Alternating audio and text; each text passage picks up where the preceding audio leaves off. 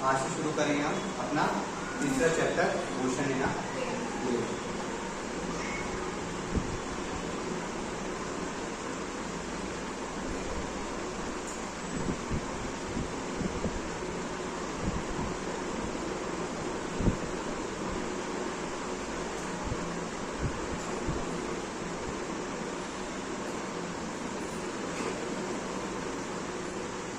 Motion in a plane में हम mainly देखेंगे वेक्टर्स के बारे में, ठीक। वेक्टर्स को हम किस तरीके से ऐड करते हैं, किस तरीके से किस चीज़ में हम मल्टीप्लिकेशन करते हैं, कहाँ पर उसका सब्ट्रैक्शन होता है, किस तरीके से रहती है वो चीज़ें। सबसे पहले हम देखेंगे कि स्केलर्स और वेक्टर क्वांटिटी में डिफरेंस क्या होता है।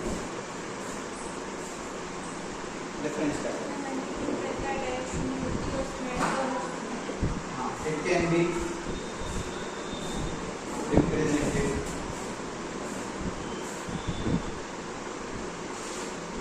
Bye simple numeric simple letters and in vector quantity it can be represented by the letters bearing an arrow। इसके ऊपर क्या रहता है? एरो रहता है जो बताता है वेक्टर क्वांटिटी उसमें डायरेक्शन। अगला इसके पास क्या होती है? सिर्फ मैग्नीट्यूड।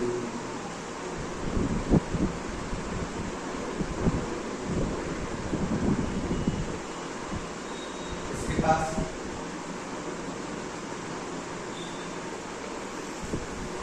मैग्नीट्यूड की होती है और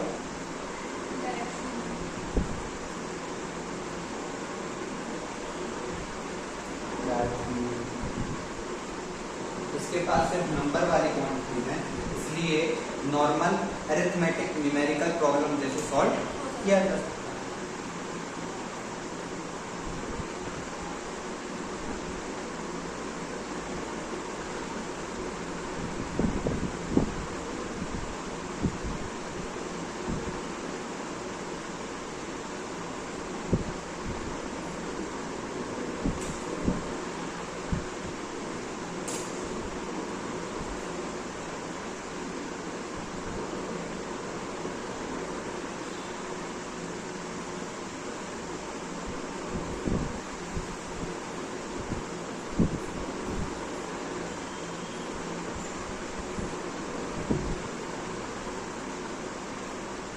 ठीक है,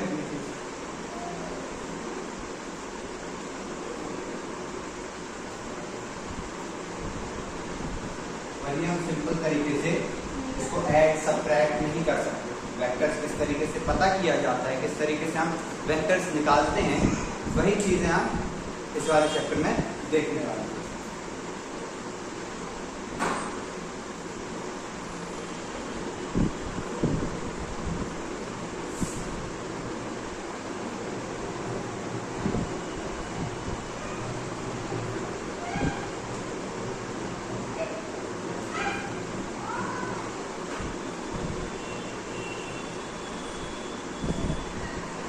इसको सिंपली नहीं कर सकते।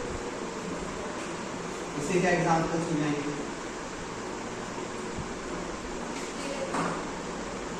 मास हो जाएगा, लेंथ, स्पीड हो जाएगी और भी बहुत सारी चीजें, डिस्टेंस ले लीजिए। इसमें क्या हो जाएगी? वेलोसिटी हो जाएगी, डिस्प्लेसमेंट हो जाएगी,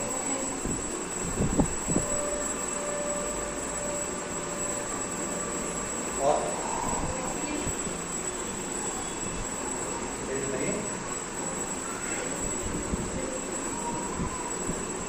एक्सेलरेशन होगा।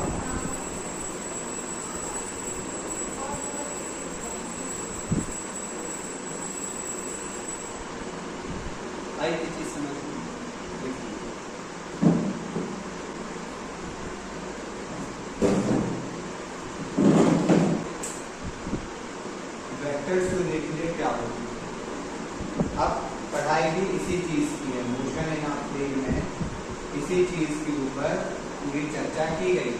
चाहे अब यहाँ से आप टाइप्स ऑफ वेक्टर देखो, वेक्टर के टाइप्स, फिर उसके बाद हम देखते जाएंगे कि वेक्टर का मल्टीप्लिकेशन बाय रियल नंबर, फिर हम उसके बाद देखते जाएंगे कि रिजल्टेंट वेक्टर किस तरीके से फाइंड करना है, डायरेक्ट ना, और डायरेक्शन क्या शुरू करते हैं, प्रोजेक्टाइल मोशन, सब इसी के ऊपर है, इसका सिर्फ जानकारी है। देखते हैं हम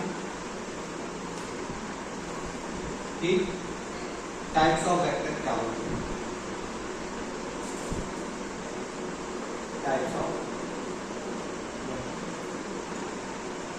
किन किन प्रकार के वेक्टर्स होते हैं ये देखते हैं।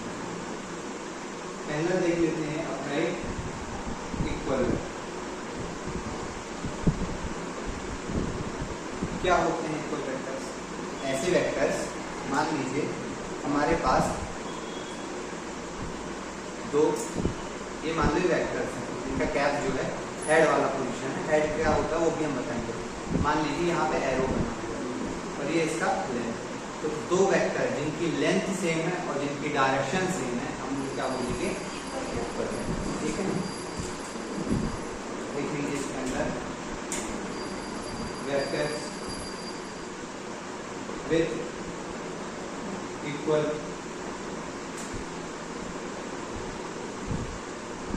Length and magnitude are called equal vectors.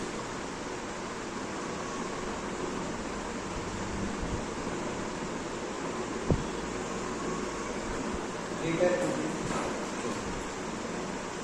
अब हम देखते हैं इसका एक डायग्राम बना लेना। मान लीजिए आपके पास एक वेक्टर ऐसा है, एक वेक्टर ऐसा, ठीक है, दोनों की क्या है, 5 दोनों का मैग्नीट्यूड है, ठीक है, 5 और इसका ये डायरेक्शन भी सेम है, पैरेलल में है दोनों का, और इसका मैग्नीट्यूड भी सेम। दूसरा आ जाता है आपका नेगेटिव वेक्टर।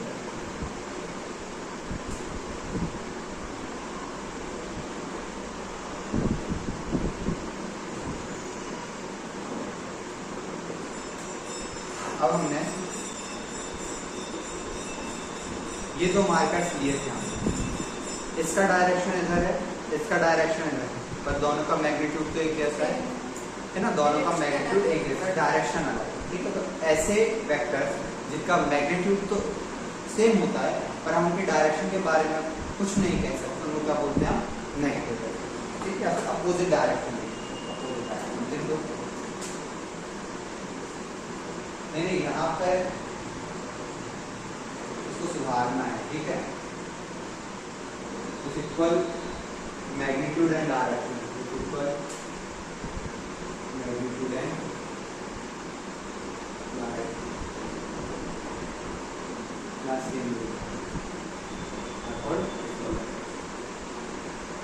इसमें क्या आएगा, वेक्टर विथ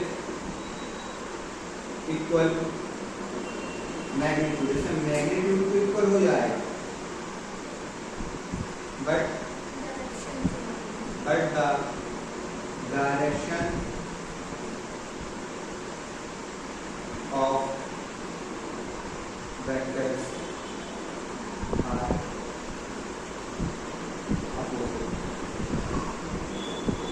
क्या होते हो, अपोजिट।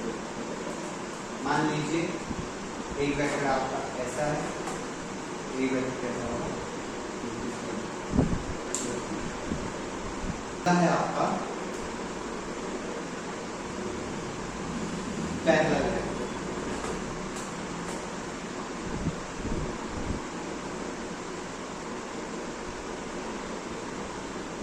क्या होते हैं पैरेलल वेक्टर? ऐसे वेक्टर्स जो सेम डायरेक्शन में होते हैं। तो एक बात बताइए, सबसे सवाल, क्या जो वेक्टर्स पैरेलल वेक्टर्स में उनके मैग्नीट्यूड इक्वल होंगे क्या? ऐसे वेक्टर्स जो सेम डायरेक्शन में होते हैं हम उनको बोलते हैं पैरेलल वेक्टर्स। तो क्या पैरेलल वेक्टर्स का मैग्नीट्यूड भी इक्वल होगा? वो बात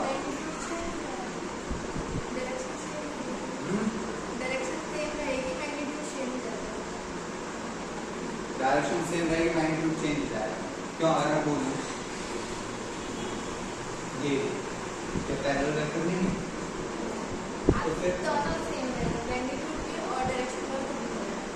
तो क्या ये पैरेलल वेक्टर नहीं है? हम कह सकते हैं कि लिखिए इसके अंदर इन पैरेलल वेक्टर में डायरेक्शन ऑफ a vector ऐसे देखो vector in parallel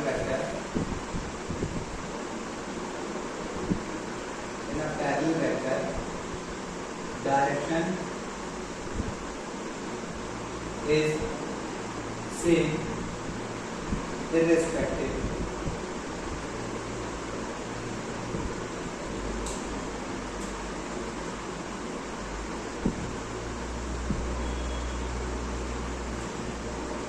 of their magnitudes। ठीक है, आपके पास जो डायरेक्शन है वो तो सेम रहती है पर मैग्नीट्यूड का हम कुछ कह नहीं सकते। हो सकता है एक वेक्टर ये हो और एक वेक्टर ये हो, ये भी तो पैरेलल है एक दूसरे के, पर इनका मैग्नीट्यूड क्या है? सेम नहीं। गुड, देख लीजिए, देख लिया, आगे देखिए। अब आता है आपका इसमें चौथा इंपॉर्टेंट है यूनिट वेक्टर। यूनिट वेक्टर मतलब कि इसमें हर एक वेक्टर का एक पर्टिकुलर मैग्नीट्यूड होगा, ठीक है। लिख सकते हैं हम इसमें it is a type of vector with unit magnitude,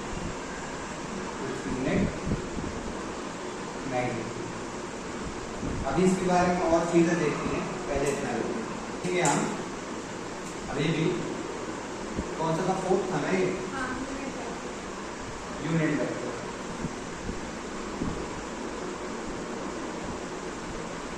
क्या लिखा था हमने कि वेक्टर विथ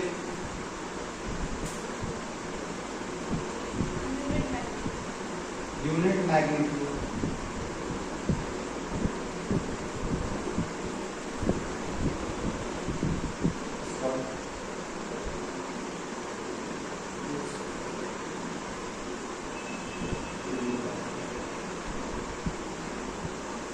कुछ जाओ उसे किससे रिप्रेजेंट करते हैं? कल बताया था मैंने,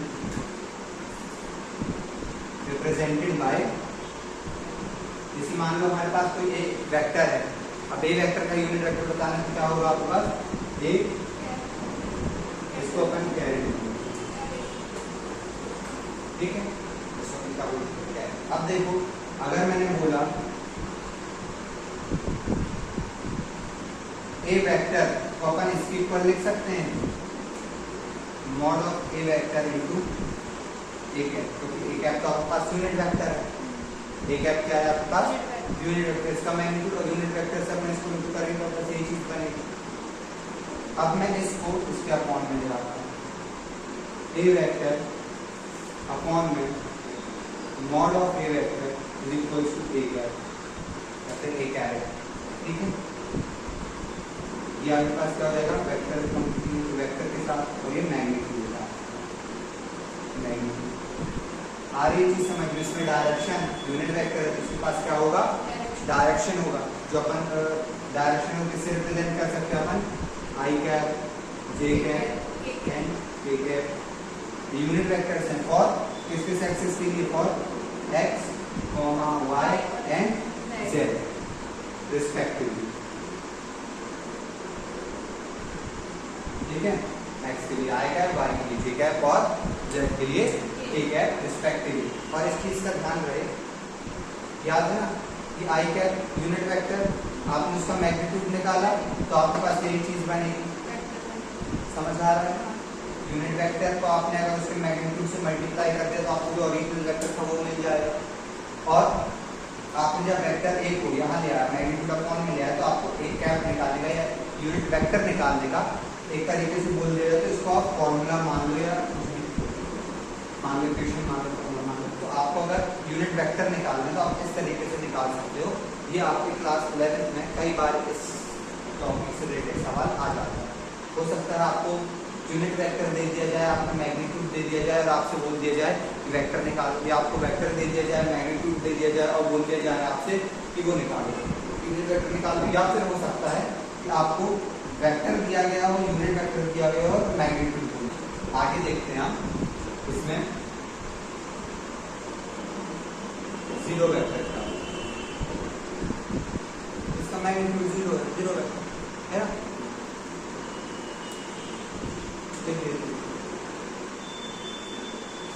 vector with zero magnitude and no direction, तो जिसके पास कोई डायरेक्शन नहीं, इट्स कॉल्ड जीरो वेक्टर। ठीक है,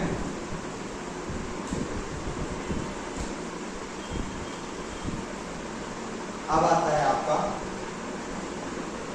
पोजीशन वेक्टर।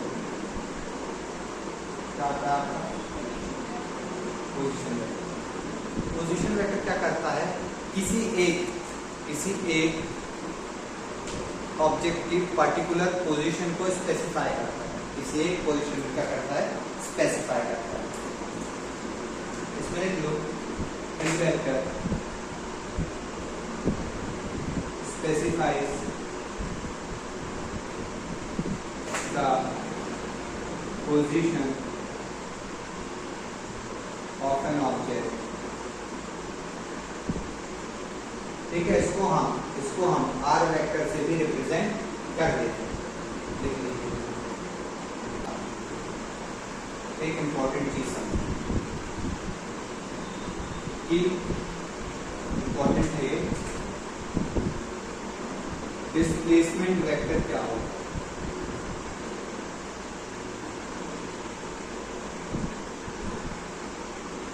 डिस्प्लेसमेंट वेक्टर क्या होगा,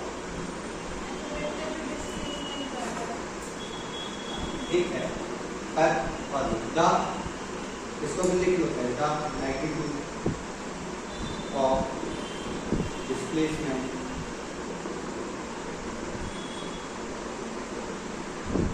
in a given time or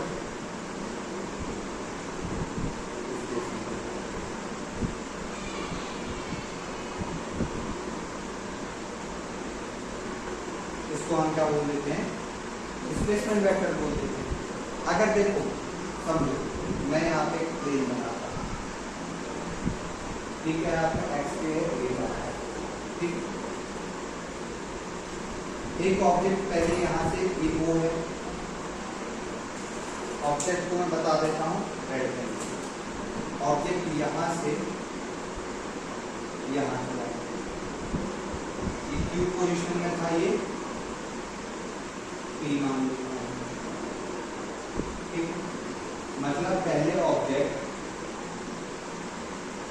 उसे इतनी दूरी पर था, इसको मैं R1 वेक्टर ले लेता हूँ।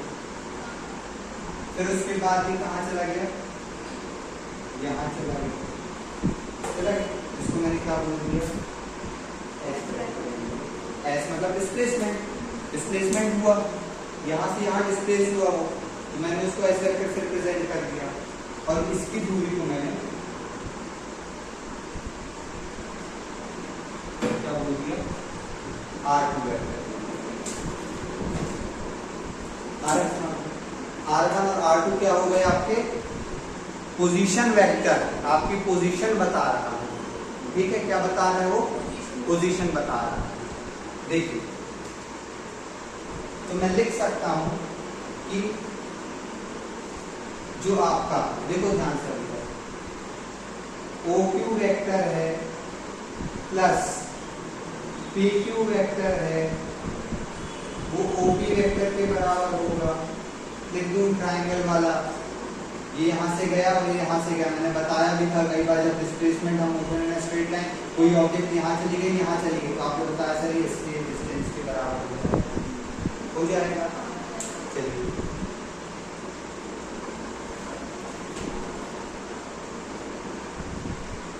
अब एक चीज देखो, आपके पास OQ वेक्टर क्या था? R1 वेक्टर था, तो मैं लिख सकता हूँ उसको R1 vector plus PQ vector क्या था? S वेक्टर था, और ये क्या था? R2 वेक्टर था।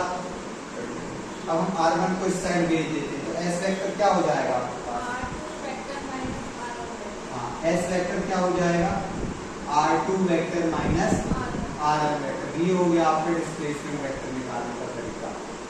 किसी भी चीज का डिस्प्लेसमेंट वेक्टर निकालना है तो आप R1 वेक्टर फाइंड करिए, R2 वेक्टर फाइंड करिए, R2 में से R1 वेक्टर घटा दिए तो हम क्या मिल जाएगा? उसका डिस्प्लेसमेंट वेक्टर मिल जाएगा।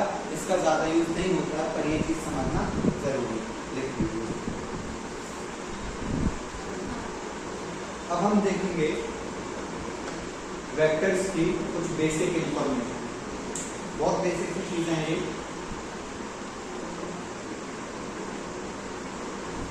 कुछ बेसिक इंफॉर्मेशन। वेक्टर को रिप्रेजेंट करते हैं इस एरो से। ऐसा एरो होता है, ये आपका होता है हेड। क्या होता है? ये किसको रिप्रेजेंट करता है? डायरेक्शन। और ये वाला पार्ट रिप्रेजेंट करता है magnitude.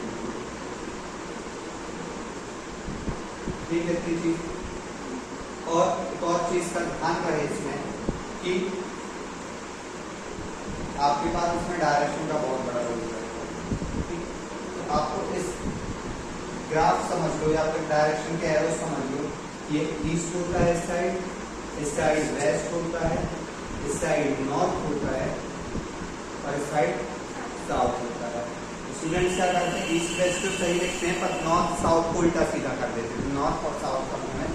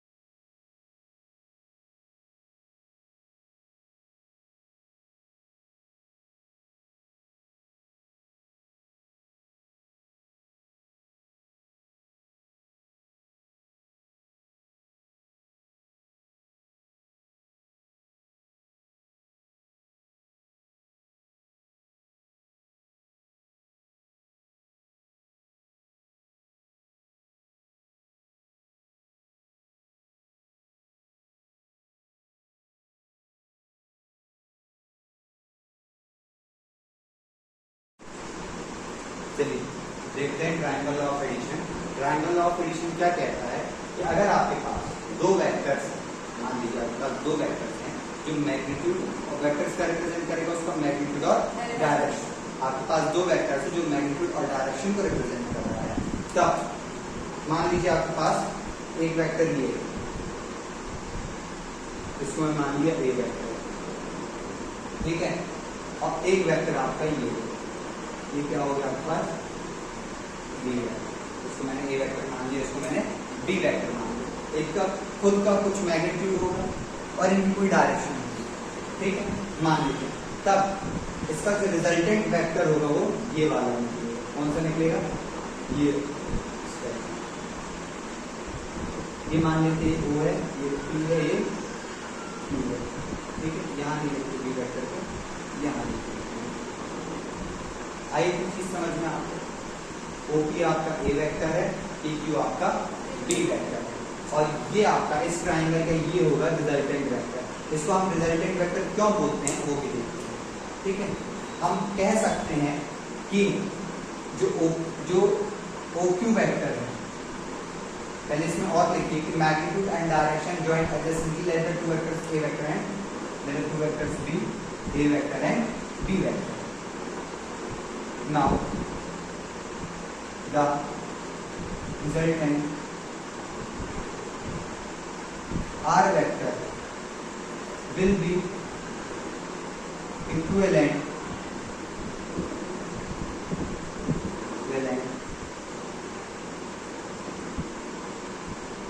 to the sum of another vectors। मतलब कि आपके पास इसमें इधर देखो, जो OP वेक्टर है और जो PQ वेक्टर है वो किसके बराबर होगा? OQ के वेक्टर के बराबर होगा। आया समझ में? इसमें कोई चीज नई, मतलब कोई चीज नई मतलब पुरानी नहीं है, सब आपका एकदम नया कॉन्सेप्ट ही है, ठीक है। अभी कुछ पुराने कॉन्सेप्ट का जरूरत पड़ेगा, और जो जो कॉन्सेप्ट की जरूरत पड़ जाएगी वो हम आपको बता देंगे। OP vector plus PQ vector is equal to OQ vector. OP vector है आपके पास A वेक्टर, ठीक है। PQ वेक्टर है आपके पास B वेक्टर, और OQ वेक्टर क्या है? R vector. रिजल्टेंट इसलिए पढ़ा क्योंकि ये एक अकेला वेक्टर इनके सम के बराबर है, इनका पूरा रिजल्ट दे रहा है, इसलिए हम इसको रिजल्टेंट वेक्टर बोल सकते हैं या कह सकते हैं। आया आपको समझ में? और ये जो रिजल्टेंट वेक्टर है इसके ये कंपोनेंट्स हुए, ये क्या हुए? इसका कंपोनेंट्स हुए। आ रहा है समझ में? रिजल्टेंट और कंपोनेंट्स बहुत इंपॉर्टेंट चीज है, ध्यान रखना। लिख सकते हो hence R vector is the resultant vector as it alone equal to the sum of another vectors। ये अकेले ही क्या है? बाकी के वेक्टर्स के सम के बराबर है, इसलिए हम इसको रिजल्टेंट वेक्टर्स बोल सकते हैं। और लिख लो and A vector and B vector is its component. A vector और B वेक्टर क्या है? इसके component.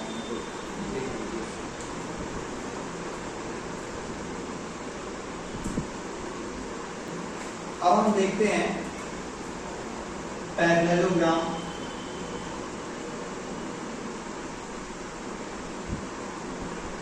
Law of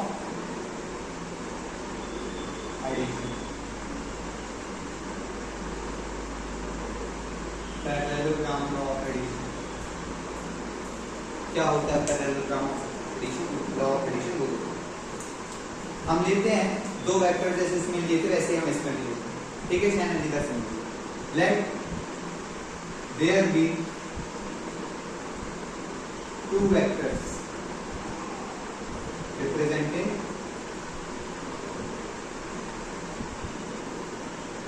magnitude and direction. क्या रिप्रेजेंट कर रहा है वो?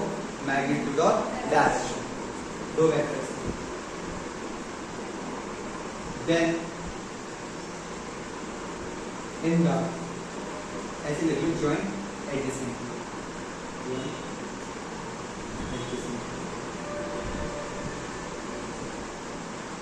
एडजेसेंटली जॉइन करना, ठीक है।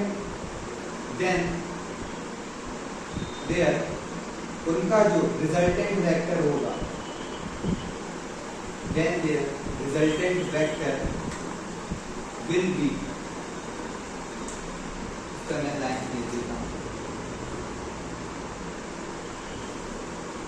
then their resultant vector will be the diagonal in the parallel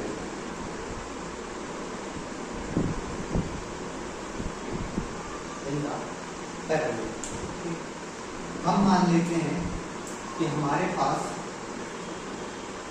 एक वेक्टर ये था, ठीक, और एक वेक्टर था ऐसे मान लेते हैं, इसको मैंने बोल दिया ये ए वेक्टर है, ये ओ पी क्यू, ठीक है।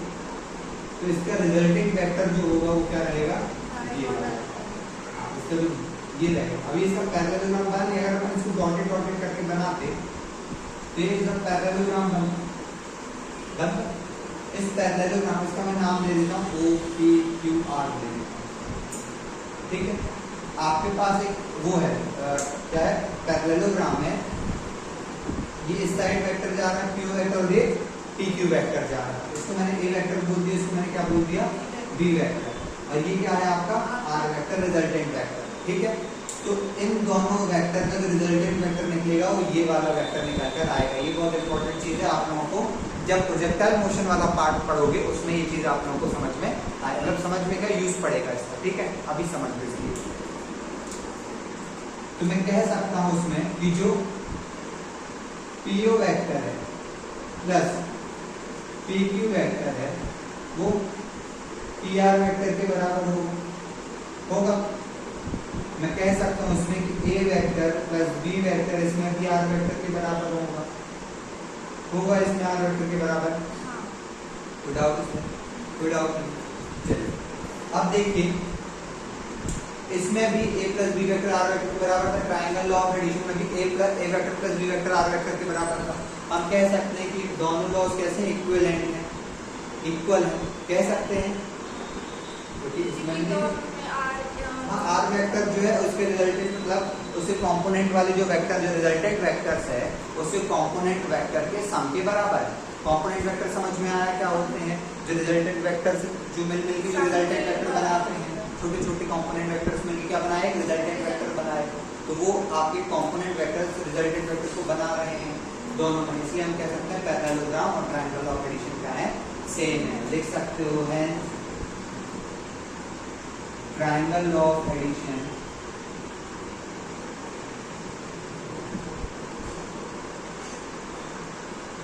and parallelogram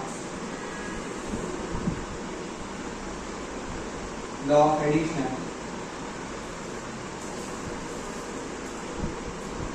are equivalent।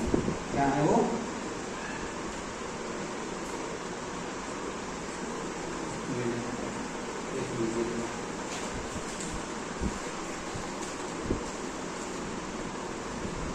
चलिए अब हम देखेंगे किसी भी, चलिए हमने ये तो बता दिया रिजल्टेंट वेक्टर होता क्या है, ट्रायंगल लॉ ऑफ एडिशन और पैरेललोग्राम और लॉ ऑफ एडिशन से हमने ये देखा कि आपका रिजल्टेंट वेक्टर है क्या, कंपोनेंट्स हैं क्या, दो वेक्टर्स हैं, तो चलो हम उस वेक्टर कैसे, मतलब जो रिजल्टेंट वेक्टर है दो वेक्टर से क्या हो गया, सम के बराबर हो गया।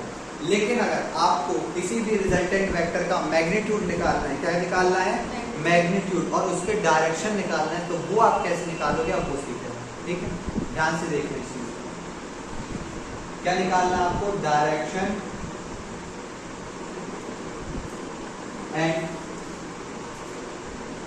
मैग्नीट्यूड ऑफ द, अभी भी किसी को डाउट हो रिजल्टेंट वेक्टर और उसके कंपोनेंट्स में तो पूछ लो।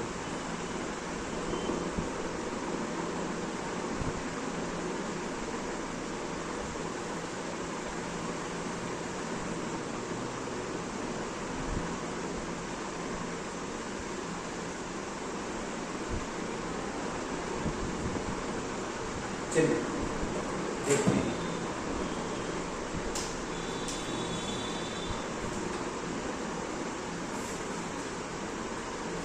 हम मान लेते हैं हमारे पास दो वेक्टर्स हैं, एक ये और एक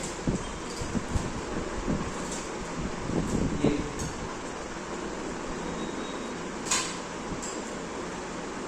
इसको मैंने एक बार O नाम दे दिया, इसको P नाम दे दिया, इसको R नाम दे दिया। ये आपके पास A वेक्टर है, ये आपके पास क्या है, बी वेक्टर,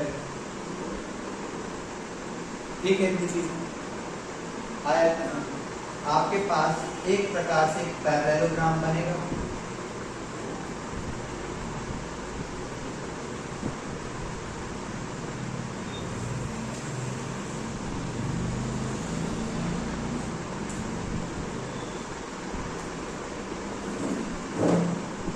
एक पैरेललोग्राम बनेगा आप लोगों के पास, ठीक है। इसको मैंने क्या नाम दे दिया, क्यू नाम दे दिया, ठीक। बी वेक्टर इसके बराबर होगा, ए वेक्टर इसके बराबर होगा, ठीक है। चलिए इसमें हम लिख देते हैं let there be two vectors, वहां मान दो वेक्टर्स हैं, A vector and B vector, ठीक है। अब मैंने बोला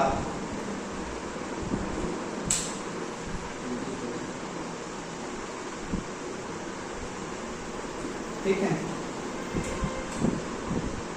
ओपी वेक्टर को मैंने ऐसे लिखो, वेयर एज ओपी वेक्टर किसके बराबर हो जाएगा, आपका ए वेक्टर क्यों हो जाएगा, एंड जो ओ आर वेक्टर है किसके बराबर हो जाएगा, बी वेक्टर के हो जाएगा। कोई दिक्कत इसमें किसी को? चलिए हम एक रिजल्टेंट वेक्टर बना देते हैं,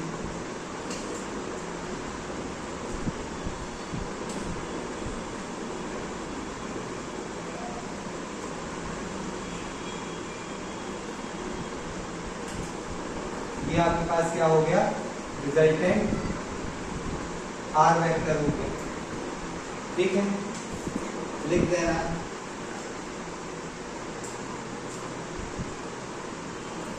लिख दो O R vector is equal to R vector that is resultant vector. क्या हो जाएगा, ये आपका रिजल्टेंट वेक्टर हो जाएगा, ठीक है।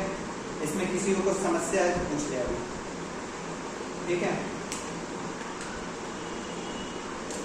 लिख लो let A vector and B vector, let A vector, अभी तक अब लिखना छोड़ो, इधर समझ लो पहले। हम मान लेते हैं कि जो ए वेक्टर है और बी वेक्टर है एक दूसरे के साथ थीटा एंगल बना रहे हैं। कितना एंगल बना रहे हैं, थीटा। मतलब कि ये जो एंगल बन रहा है वो क्या बन रहा है आपका, थीटा। किसी को लग तो नहीं रहा कि 90 डिग्री का एंगल है, हाँ ठीक है, तो 90 डिग्री नहीं है, ठीक है।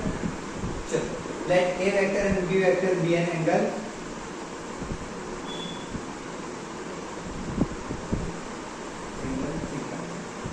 ठीक। अब हमको इस वेक्टर का मैग्नीट्यूड निकालना है, इस वेक्टर का क्या निकालना है, मैग्नीट्यूड निकालना है।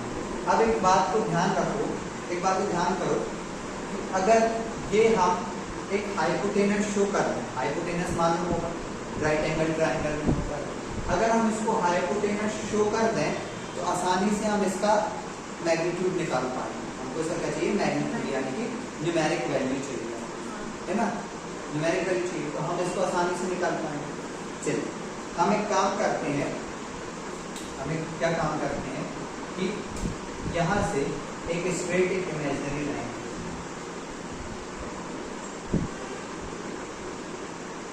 और इसको मैंने थोड़ी सा पी, मैं क्या करता हूँ पी लिखता हूँ यहाँ, और इसको मैंने थोड़ी सा आगे बढ़ा दिया एम तक। क्या नाम दे दिया मैंने इसको, एम। आप लोग एन ये दे सकते हो ना, जो लेटर हमने यूज किए वो दे सकते।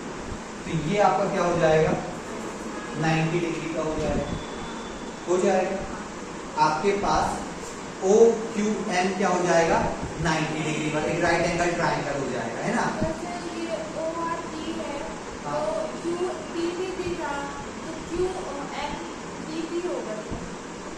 क्यू एम नहीं, Q M B, Q M हम बताएंगे क्या होगा, वो क्यू एम बी नहीं होगा, ये आपका टेल्टेड वाला बी वेक्टर होगा, ये ए वेक्टर होगा। ए वेक्टर में ये पार्ट भी नहीं आएगा, ए वेक्टर में आपका ये बेस वाला पार्ट भी नहीं आएगा, ये ट्रायंगल अलग है। अब एक बात देखो, ये थीटा बना रहा है तो ये भी थीटा बनाएगा क्या, क्यों, क्योंकि हमने ये दोनों सेम उस पर मुड़े हुए हैं, ये भी इतने मुड़ा हुआ है, ये भी इतने मुड़ा हुआ है, एंगल तो सेम बनेगा। आया समझ में? आप लोगों के मन में ये तो अब नहीं आ रहा कि कंस्ट्रक्शन हमने क्यों किया है। कंस्ट्रक्शन इसलिए हमको मैग्नीट्यूड निकालना, और राइट एंगल ट्रायंगल से हम मैग्नीट्यूड बहुत अच्छे तरीके से उसका निकाल पाएंगे। हाइपोटेनस बन गया, बहुत आसानी से पाइथागोरस थ्योरम का यूज करेंगे। ठीक है, इतनी चीजें क्लियर है। चलिए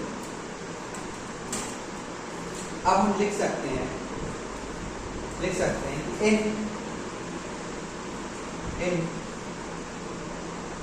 इधर से लिखना, ठीक है, इधर से समझना, भी लिखना नहीं तो समझो। In triangle OQM, in triangle OQM, triangle OQM है। हम लिख सकते हैं कि OQ का जो स्क्वायर है, OQ का स्क्वायर वो किसके बराबर है?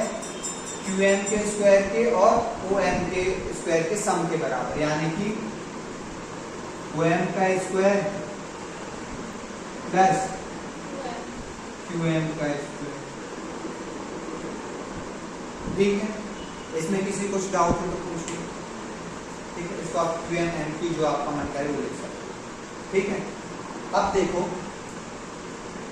OQ का स्क्वायर तो आपका OQ का स्क्वायर ही रहेगा। ठीक है, OM के स्क्वायर को OP प्लस PM का होल स्क्वायर लिख सकते हैं। OM क्या हो गया आपका? OP plus PM। लिख दूं मैं यहाँ OP प्लस PM का whole square plus QM square लिख दूं, कोई दिक्कत तो नहीं। चलिए अब मैं OQ का स्क्वायर इज इक्वल्स टू, इसको खोल देते हैं यहाँ पर, क्या हो जाएगा ये? ये हो जाएगा अपना OP का स्क्वायर प्लस PM का स्क्वायर, A प्लस B के होल स्क्वायर की आइडेंटिटी लगी, A square plus B square plus 2AB, तो A square plus B square plus 2OP into PM plus 2 into OP into PM। ऐसे dot बना देना है, ठीक है, वरना पेपर में वहाँ इधर जाकर वो वक्त कहाँ से आ गया। ठीक है, पूरा एक पढ़ लो, और यहाँ पे क्या आएगा? प्लस QM का स्क्वायर। आई ये चीज समझ में? ठीक, अब मैं एक काम करता हूँ, इतना आया समझ में? अब हम क्या करते हैं, OQ का square is equals to OP का स्क्वायर प्लस PM का स्क्वायर प्लस, इसको यहाँ ले आते हैं, QM का square plus 2 of OP into PM लिख देते हैं। ठीक है, किसी को कोई दिक्कत इसमें? और इसको दे देता हूं मैं इक्वेशन नंबर 1। ठीक है, चलिए अभी थोड़ा समय आपको ये नहीं सोचना हमने ये क्यों किया, ठीक है, वो आपको पता चल जाएगा हमने क्यों किया। लेकिन अभी देखो हम क्या करते हैं अब कि अब लेते हैं इन ट्रायंगल, ये वाला छोटा वाला ट्रायंगल QMP, देख रहे हैं सबको? QMP एक राइट एंगल ट्रायंगल है ना, right angle triangle, triangle QMP। हम ऐसा लिख सकते हैं कि QP का square is equal to QP या PP कुछ भी लिख लोगे ना, QP का square is equal to PM का स्क्वायर प्लस QM लिख सकते हैं ऐसा। किसी को कोई दिक्कत इसमें? चलिए इधर देखिए, क्या मैं इसकी जगह पर QP का स्क्वायर लिख सकता हूँ? चेक कर, PM square plus QM square की जगह में मैं ये लिख सकता हूँ? हाँ लिख सकता हूँ मैं। चलिए लिख देते हैं, इधर लिखना substituting value in equation number 1, equation 1 लिख देते हैं हम। अभी देखो मत समझ लो, OQ का square is equal to OP का स्क्वायर प्लस QP QP का square plus twice of OP into PM।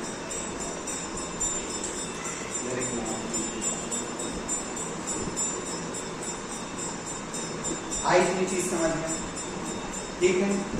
अब देखो मेरी बात, एक और चीज को ध्यान दो। OQ का स्क्वायर क्या है आपके पास? OQ क्या है? R वेक्टर का स्क्वायर, ये तो हमको मालूम चल गया। OP का स्क्वायर क्या है? A vector. QP क्या है आपके पास? B vector. क्यों? क्योंकि OR और QP सेम है, तो B vector. Twice of OP क्या है आपके पास? A vector. PM लेकिन आपके पास है ही नहीं। अब PM कैसे निकालें? PM हम कैसे निकालें?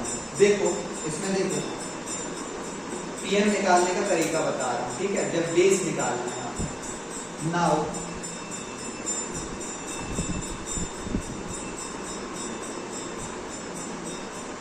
अब क्या चाहिए? PM चाहिए ना। देखो इधर देखिए अभी, नाउ इन ट्राइंगल, यही वाले ट्राइंगल फिर से लेते हैं हम, QNP लेते हैं, ठीक है।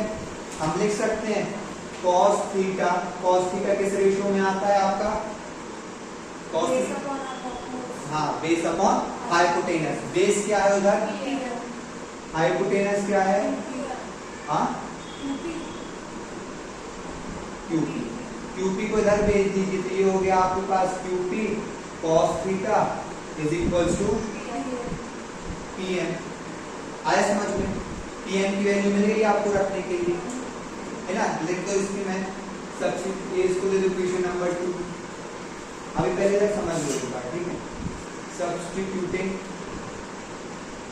वैल्यू इन इक्वेशन नंबर,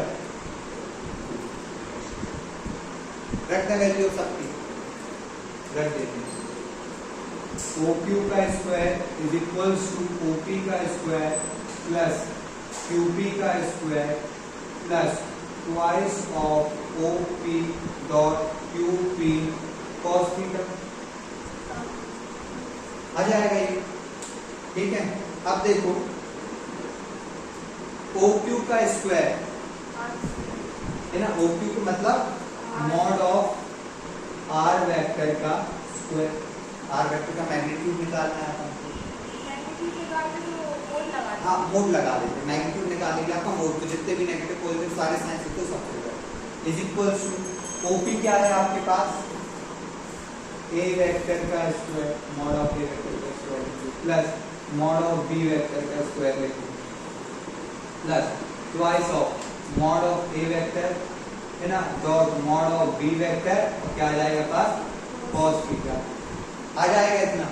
अब मैं इसको ऐसे लिख सकता हूं कि mod of R vector is equals to root mod of A vector का square plus mod of B vector का square plus twice mod of A vector B vector cos theta लिख सकता हूं मैं, है ना। और यही है आपका मैग्नीट्यूड निकालने का तरीका, ऐसे आप मैग्नीट्यूड निकाल सकते हो। और मैग्नीट्यूड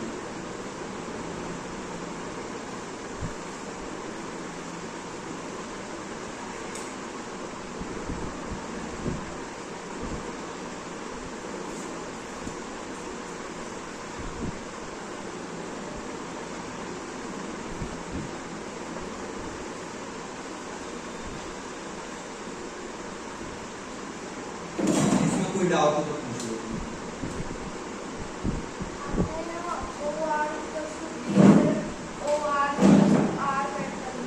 क्या? नहीं, ये OQ है, ये आपका OQ है, ठीक है। तो आप यहाँ पे लाके OQ है, तो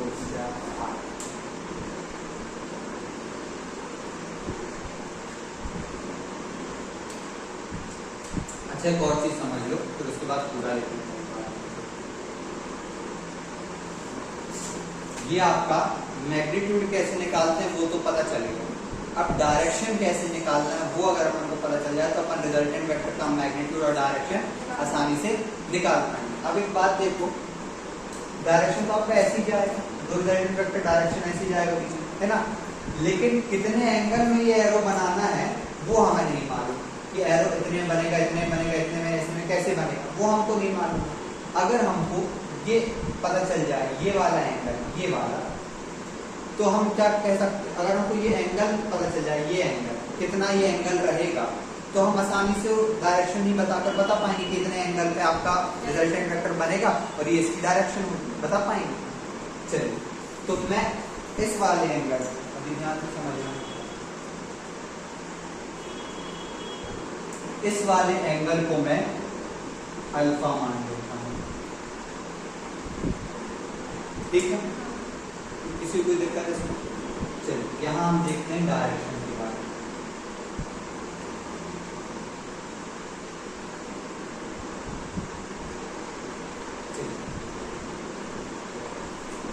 मैंने उस एंगल को अल्फा मान लिया, यानी कि let angle Q O P be alpha, ठीक है। हमको मालूम है वेयर एस जो आपका ए वेक्टर है वो क्या है, ओपी वेक्टर है। जो आपके पास ओ क्यू वेक्टर जो है वो आर वेक्टर है, और पी क्यू वेक्टर तो वहां बी वेक्टर क्या है आपके पास, पी क्यू वेक्टर है, ठीक है। आए समझ में इतना? वो आ है और पी क्यू भी करो, ठीक है। चलिए, आई चीज समझ में आपको, हमको क्या निकालना है, टेन अल्फा निकालना है, ठीक है। टेन अल्फा के सामने, मतलब टेन अल्फा नहीं, आपको अल्फा निकालना है, अल्फा निकालना है। तो आप यहाँ पे टेन एंगल लेकर चलोगे, क्यों, यहाँ आपके पास सामने क्या आ रहा है, ये और ये परपेंडिकुलर और बेस आ रहा है, परपेंडिकुलर और बेस आ रहा है, समझ रहे हो ना आप। तो हम ले लेते हैं कि टेन अल्फा, अब इधर समझ लो पहले, tan alpha is equals to perpendicular क्या है आपके पास, क्यू एम है, परपेंडिकुलर क्यू एम है, इंट्रा एंगल लिख लो, intra angle O Q M है ना, इंट्रा एंगल, हाँ, O Q M. Tan alpha क्या हो जाएगा, Q M upon O M हो जाएगा, इतना। टेन अल्फा को मैं Q M upon OP plus P M लिख दूं, ओपी प्लस पी एम लिख दूं, किसी को दिक्कत इतने में। चलिए, अब हम देखते हैं छोटा छोटा, अभी फिर से मत सोचो थोड़ा देर के लिए क्यों करते हैं, लेकिन ये वाला ट्रायंगल, इन ट्रायंगल छोटा वाला क्यू एम पी, ठीक है, in triangle Q M P, ये वाला ट्रायंगल हम ले रहे हैं। क्यों ले रहे हैं वो आपको पता चल जाएगा। मैं लिख सकता हूँ साइन थीटा, थीटा के बेस में angle, sine theta is equals to क्या होता है आपका, परपेंडिकुलर अपॉन हाइपोटेनस। परपेंडिकुलर क्या है, हाइपोटेनस क्या है, क्यूपी, इधर भेज दीजिए, तो क्यूपी इंटू साइन थीटा क्या हो जाएगा आपके पास, क्यूएम हो जाएगा, ठीक है, ये मिल जाएगा, ठीक है। और हमने ये तो निकाले ही हुआ सब तीन, है ना। इसको एक काम करो, इसको इक्वेशन दे दो, आप लोग क्या है याद रखने में आसान हो जाएगा, ठीक है। अपन ने सीएम तो निकाल ही हुआ था, ये देखिए क्वेश्चन नंबर, ठीक है। और लिख लेना from equation number 3, equation number 3 से क्या मिल गया आपको, पीएम मिल गया, QP cos theta equals to PM मिल गया है। क्या क्यूएम है ना, क्यूएम क्या है, क्यूपी साइन थीटा, और पीएम क्या है, क्यूपी कॉस थीटा। वैल्यूज अलग अलग, क्यूएम की वैल्यू है, पीएम की वैल्यू ये है, समझ रहे हो। क्यूपी की वैल्यू नहीं देखना है, क्यूएम की वैल्यू ये है और पीएम की वैल्यू ये है। आया समझ में आप लोगों को। चलिए, अब इसकी वैल्यूज हम यहाँ सब्स्टिट्यूट करते हैं, ठीक है। लिख दो सब्स्टिट्यूटिंग वैल्यू सब्स्टिट्यूटिंग वैल्यू इन कौन सी इक्वेशन में, इसको दे दो इक्वेशन नंबर 4।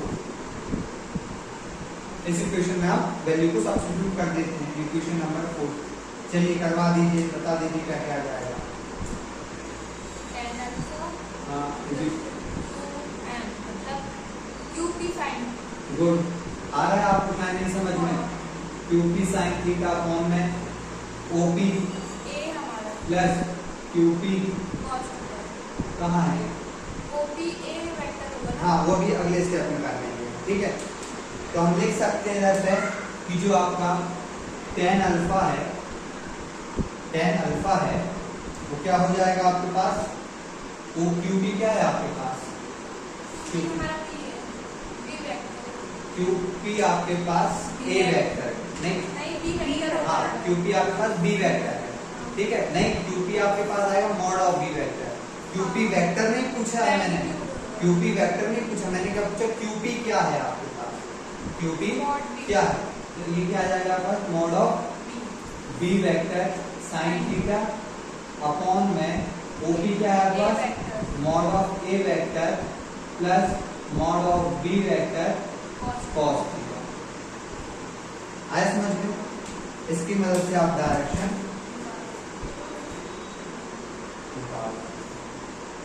और इसी चीज को मैं यहाँ लिख देता हूँ, इसी चीज को यहाँ लिख देता हूँ कि आप इसको ऐसे भी लिख सकते हो, alpha is equal to tan inverse बाकी पूरा सही mod of B vector sine theta upon mod of A vector plus mod of B vector cos theta. Alpha is equal to tan inverse trigonometric inverse function वालों को पढ़ा होगा, है ना। इसको इस तरीके से लिख सकते हो, alpha is equal to tan inverse mod of B vector sin theta upon में mod of A vector plus mod of B vector cos theta लिख लीजिए। अच्छा था ये। आपको किसी भी रिजल्टेंट वेक्टर का मैग्नीट्यूड फाइंड करना है और डायरेक्शन फाइंड करना है, तो उसके लिए ये है और ये, ठीक है। इस चीज का ध्यान रखिए।